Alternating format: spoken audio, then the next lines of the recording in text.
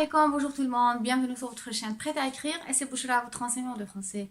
Donc avant de commencer le cours, vous voyez un dinosaure derrière moi, je ne compte pas supprimer la vidéo, c'est peut-être pour faire la publicité à quelqu'un. Donc pour le cours d'aujourd'hui, nous allons faire quelques descriptions morales. Quand je dis la description morale, je dis le caractère d'une personne, ses qualités ou bien évidemment ses défauts.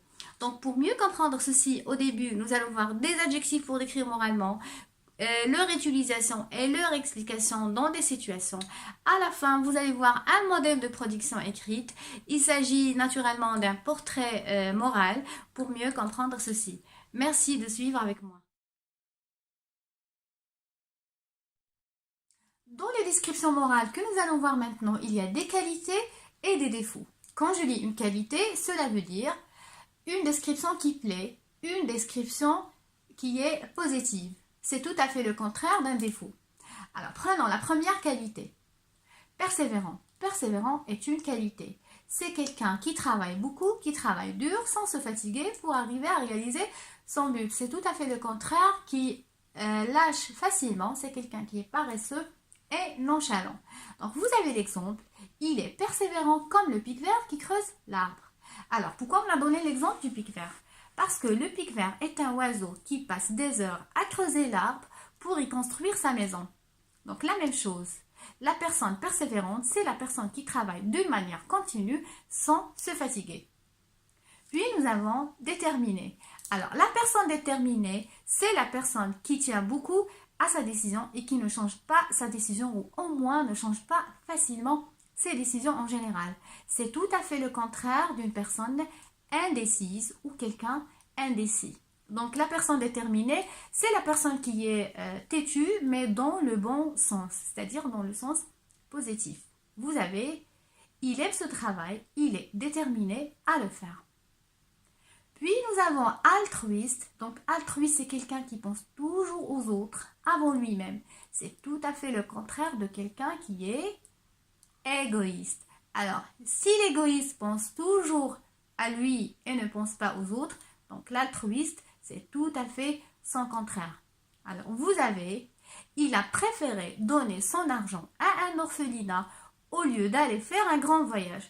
Donc, c'est quelqu'un qui est vraiment généreux et très altruiste. C'est quelqu'un qui a pensé aux autres avant lui-même. À la fin, nous avons vigilant. Donc, vigilant, c'est le contraire de quelqu'un qui est imprudent. Alors, vigilant, c'est quelqu'un qui fait très bien attention, qui est très vigilant. Donc, la vigilance, elle est très demandée dans n'importe quelle situation. On est, par exemple, vigilant en voyageant, en traversant, même en répondant en question de l'examen. Vous avez l'exemple, il n'a jamais eu d'accident parce qu'il est très vigilant. Alors, voilà, maintenant, vous avez pu ajouter à votre vocabulaire 4 qualités et 4 défauts. Donc, voici la récapitulation. Alors, nous avons vu persévérant avec son contraire, nonchalant ou paresseux, puis déterminé avec son contraire, indécis, après altruiste avec son contraire, égoïste, et à la fin, nous avons vu vigilant avec son contraire, imprudent. Donc, ce qui reste à savoir maintenant, c'est comment utiliser ces descriptions morales dans une production écrite. Passons donc à l'écriture. Alors, notre texte de production écrite est sur le scoutisme.